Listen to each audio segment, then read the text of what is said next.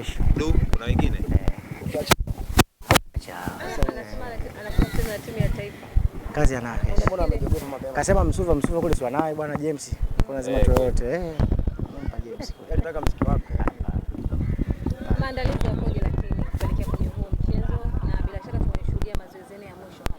Maandalizi ni mazuri kama mlivyoona na tumepata na wasaa wa kufanya mazoezi, lakini mazoezi madogo kwa ajili ya mchezo wetu wa kesho. Lakini mchezo huu kama watu wanavyofahamu, mchezo huu ni kwa sababu ya mchango ya watoto ambao wana uhitaji, na ndio maana wenzetu wameweza kuandaa na sisi wengine ambao tuko nyuma yao tunawapa support. Ndio. Unafanyaje kuhakikisha kwamba haumwangushe Samata kwa sababu amekupa nafasi hiyo kwa sababu yeye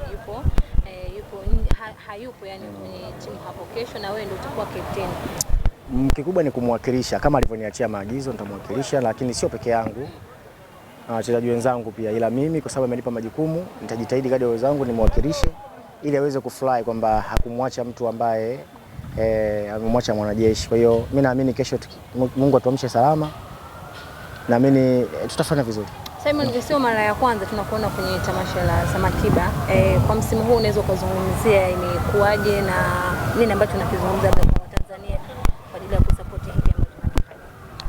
Kadri siku inavyozidi kwenda au miaka inavyozidi kwenda na mabadiliko tunaona, kwa sababu wameanza muda mrefu, inafika hata miaka 10 sasa toka wameanzisha. Kwa hiyo utofauti unaonekana na watu wanazidi kujitokeza. Ukiangalia hata Garadina ile iliandaliwa juzi ile, uliona watu pia walipokuwa na muamko wa michango. Kwa hiyo kadri siku inavyozidi kwenda mabadiliko tunaona. Unajua hiki kitu tunachokifanya ni sio tu kwao Samata na Alikiba, hiki kitu ni kwa jamii. Yaani hata sisi ambao tunakuja kucheza pia na sisi tunachangia vile vile. Sema kwa sababu wao ndo wanatuwakilisha, sisi tunakuwa ni watu ambao tunawapa support. Kwa hiyo hili ni jambo la jamii. Kuna watu wana uhitaji, yani wana uhitaji, tukisema wana uhitaji kweli. Tukipata wasaa kutembea hospitalini utajua kweli kuna watu wana uhitaji. Kwa hiyo sisi ambao tumepata wasaa na kioo watu wanatuangalia, hatuna budi kurudisha kwao. Kwa hiyo hichi ndio kitu ambacho wenzetu wamekifanya, lakini sisi tunawapa support. Na hata ukiangalia kuna wachezaji wengine unaona wameanzisha na wao, ndio maana ikaitwa Nifuate.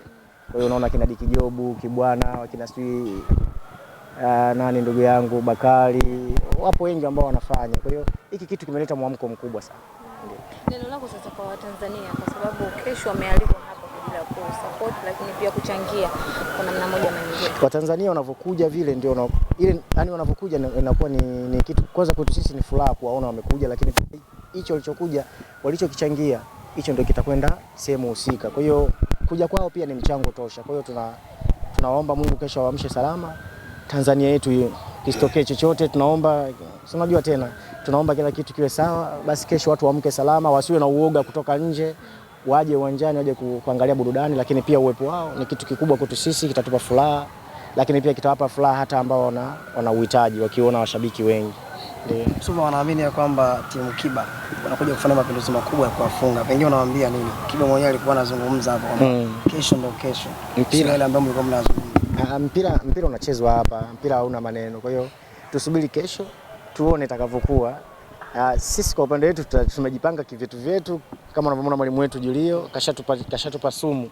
Kwa hiyo kesho tutakavyoamka yeye Alikiba inabidi tu ajiandae.